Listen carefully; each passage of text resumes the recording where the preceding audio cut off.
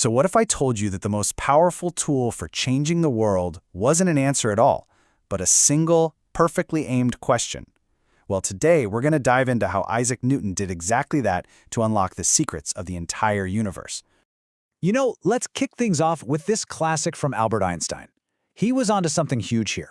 The quality of our answers is completely dependent on the quality of our questions. It's not really about rushing to the solution. It's about spending the time to find the right problem in the first place. And that's exactly what we're focusing on today. We're going to see how Isaac Newton took this very principle and ran with it, turning a super simple observation into a law that governs everything, all because he knew how to ask the right questions. I mean, we all know the story, right? It's 1666, Newton's chilling in an orchard, and an apple falls. But the real genius wasn't in just seeing it happen. The breakthrough, the magic, was in treating this totally normal event not as an answer, like, yep, things fall, but as the starting gun for a deep, profound investigation. And this, right here, is what made Newton different. He just refused to stop at shallow thinking. The easy, obvious explanation, that things fall because, well, that's just what they do. Nope, he was determined to dig way, way deeper to find the root cause. So, what's the real difference? Well, shallow thinking sees the apple, shrugs, and says, things fall. End of story.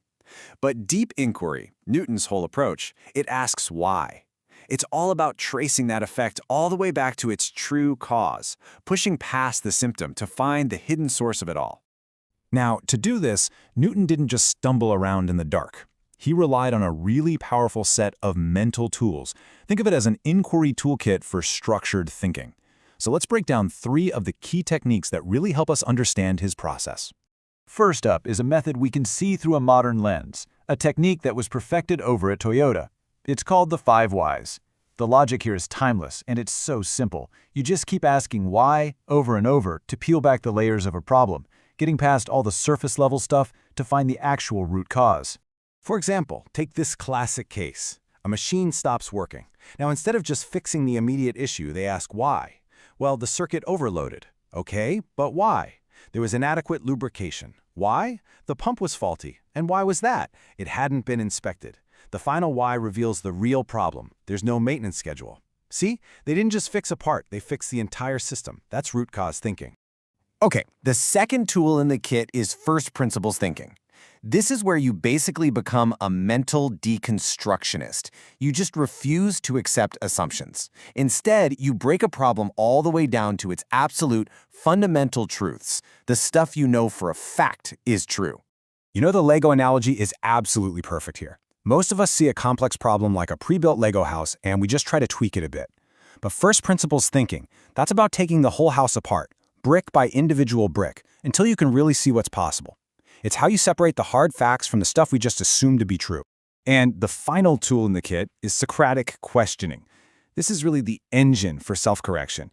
It's a disciplined way of having a thoughtful dialogue, even just with yourself, to constantly challenge your own assumptions. You start asking probing questions like, how do I really know this is true? And what's the actual evidence for this? It helps you spot your own biases and get closer to the truth. Okay, so Newton's got his toolkit ready, he's digging for root causes, he's breaking down assumptions, he's questioning his own beliefs. And with these tools, he is primed and ready to go way beyond the apple and make a truly incredible intellectual leap. What he did was he moved from asking these lower-order questions, like what is happening right now, to much higher-order questions, like how might this work on a totally different, massive scale?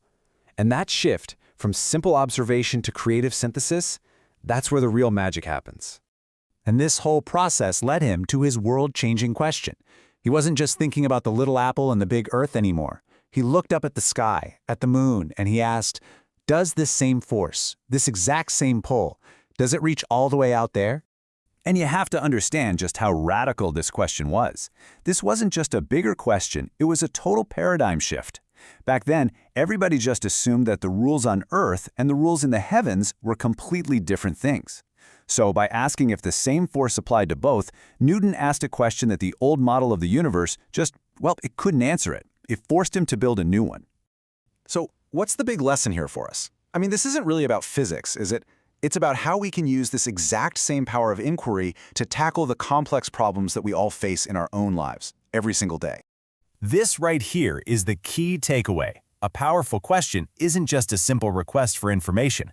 It's a tool, it's a lever you can use to pry open the lid on a problem that seems completely stuck, giving you that critical leverage you need for a breakthrough. Ultimately, it all boils down to this. Knowledge isn't just about collecting a bunch of answers. Its true usefulness, its real value, is tied directly to the quality of the questions we ask to get it. Plain and simple, better questions lead to better, more useful knowledge. Let's make this really practical. Just look at the difference here. The first question is all about blame. It immediately puts people on the defensive and just shuts down the conversation. But the second one, that's built for learning, for possibility. It opens the door to new ideas, creativity, and real progress. The framing of the question changes literally everything. And I want to leave you with this thought from Marilee Goldberg, because it's so true.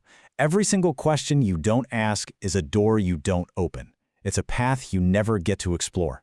Curiosity is absolutely the key.